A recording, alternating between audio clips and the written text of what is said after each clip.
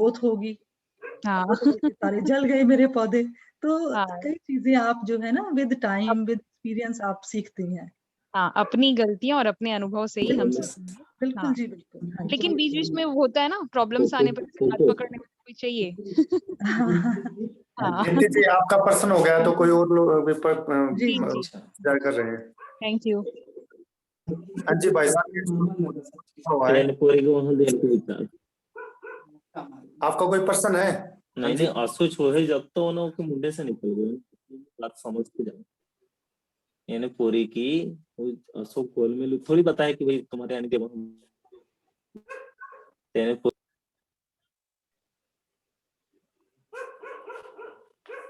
Hello भाई साहब, मेरा क्वेश्चन है एक। हाँ जी, बोलिए। हाँ मैडम, मेरे दो क्वेश्चन है वैसे तो एक तो जैसे मैंने तोरी की बेल लगाई थी कुछ, जी। और जब तक मैंने उस पे ना ये स्प्रे नहीं किया ना कैनफिडोर या एक्टारा वगैरह का, तब तक उसके फूल लगे थे लेकिन वो तोरी नहीं बनी थी, और जब स्प्रे किए तो वो बनने लगी। तो इसका एक सॉल्यूशन बताओ आप, कोई है तो, जैविक सा कि जहर ना छिड़कना हाँ, पड़े और उसके फल लग जाए। अच्छा आपने उसकी पॉलिनेशन हो रही थी क्या? क्योंकि कई बार जो है अगर हम छत पे लगाते हैं तो पॉलिनेशन नहीं होती, तो जो नर फूल होता है, मेल फ्लावर होता है, हम वो लेके जो फीमेल फ्लावर के ऊपर हल्का सा रब कर देते हैं तो भी पॉलिनेशन हो जाती है, तो फ्रूट बनता है। सॉरी, मैं आपका सेशन है ना अभी ज्वाइन कर पाया, तो मैंने जो लगाई थी वो मीन्स नीचे लगाई थी, छत पे नहीं लगाई थी। अच्छा, जो अपना एक प्लाट सा है उस पे। ठीक है। आपको रिकॉर्डिंग इसके मिल अंदर जाएगी। वो जो आप अगर ऑर्गेनिक लेना चाहते हो तो वो एक जो फेरोमोन्स वाले ट्रैप आते हैं ना, वो भी लटका सकते हो इसके पास। तो एक ही ट्रैप बहुत होगा घर के लिए तो उसमें अ, फेरोमोन्स होते हैं, इंसेक्ट्स को अट्रैक्ट करता है, तो कई बार इंसेक्ट्स होता है ना तो भी वो फल नहीं बनने देता, उसी में होल्ड कर देता है तो फल नहीं आता फिर। शायद कुछ ऐसा नहीं था क्या कि उसके जीव लग रहे थे, मच्छर वगैरह लग रहे थे, जब तक वो हाँ, तो स्प्रे ना किया अगर तब तक अगर वो आप मरे नहीं थे, नेक्स्ट तब टाइम नहीं ना बना था। अगर आप वो जो नीम तेल वाला मैंने आपको बताया उसका स्प्रे कीजिएगा तो उसके बाद आप अच्छा, और एक और छोटा सा क्वेश्चन है, अगर जी। कोई भाई वो दे परमिशन तो। जैसे एक जो बेल लगाई थी, कुछ घिया की बेल थी, उनको गिलहरी ने काट लिया था, मैं जितनी भी थी, तो उसका कुछ सॉल्यूशन है कि वो ना काटे? उसमें गमलों में तो मुझे पता है, जमीन का मुझे पता नहीं। हम लोग कई बार क्या होता है कि अगर हम वो डिटोल में कॉटन डिप करके ना वो अगर जगह जगह गमलों में रख देते तो गिलहरियों का प्रकोप कम हो जाता है, या उनको खाना डाल दें एक साइड में और मिट्टी में थोड़ी सी कॉटन डिटोल में रख के, है ना, वो रुई जो है अच्छा डिटोल में भिगो के डाल दो ना तो वो गिलहरियां कम आती है। अच्छा, हम्म, ठीक है आप जी, ट्राई थैंक करके यू। देख लीजिएगा। ठीक है, थैंक यू। ओके, जो बेल के लिए 3G कटिंग है तो उसका भी तो प्रयोग कर सकते हैं ऋतु जी। बिल्कुल कर सकते हैं, 3G कटिंग से हमेशा फायदा रहता है।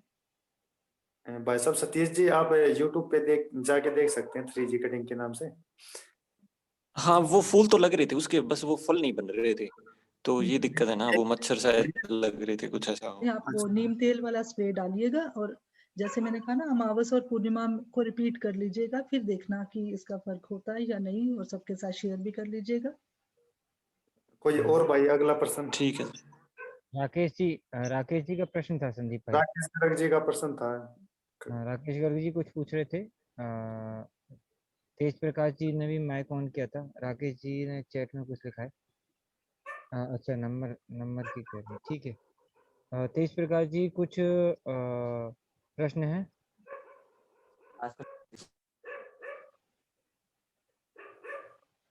तेज प्रकाश ये जी लोकेश जी, मैं नंबर शेयर करने के लिए रिक्वेस्ट की थी, मेरा अभी नेटवर्क के प्रॉब्लम हाँ, से लेट जुड़ा था मैं। ठीक है ठीक है ठीक है राकेश जी। फिर वाइंड अप करें लोकेश जी, अगर क्वेश्चन नहीं है तो। हाँ जी दीदी बिल्कुल। समय सीमित है और भाइयों, आप सभी लोगों ने प्रश्न पूछा और संयम से धीरे धीरे करके बहुत अच्छा आप लोगों का योगदान रहा इसमें। और दीदी आपका भी बहुत बहुत हार्दिक इसमें आपको हार्दिक बधाई, मतलब एक मुझे खुशी है कि मैं अभिनंदन। इतने कम शॉर्ट नोटिस पे आपको थोड़ा सा कुछ तो मैं दे पाई। जी मतलब एक मैं आपको बहुत अच्छा आप धन्यवाद देना चाहता हूँ कि हृदय से कि आपने इतने अच्छे से इस विषय को समझाया और धीरे भी आगे भी आप थोड़ा सा मार्गदर्शन करेंगे इसमें तो बहुत अच्छा रहेगा, क्योंकि सत्य बागवानी हमारे हमको ऐसा लगता है कि आत्मनिर्भरता की काफ़ी एक महत्वपूर्ण पहलू है उसका। तो इसमें आप हमारे साथ में और सभी भाइयों को मार्गदर्शन समय समय पर अपना अनुभव साझा करेंगी तो सभी भाई एक आत्मविश्वास से भरेंगे और जो भी समस्याएं आती हैं वो उन्हें दूर कर सकेंगे। और मुझे ये आशा है कि किसी का भी प्रश्न होगा तो वो आपसे व्हाट्सएप करके पूछ सकेगा। तो अच्छा, ये उनके लिए जानकारी होगी और वो अपनी समस्याएं दूर कर सकेंगे। तो ऋतु जी बहुत बहुत धन्यवाद आपको इतने में समय देने के लिए, बहुत बहुत धन्यवाद। धन्यवाद जिन्होंने इतने पेशेंटली सुना। Thank you so much everybody. ठीक है जी, मैं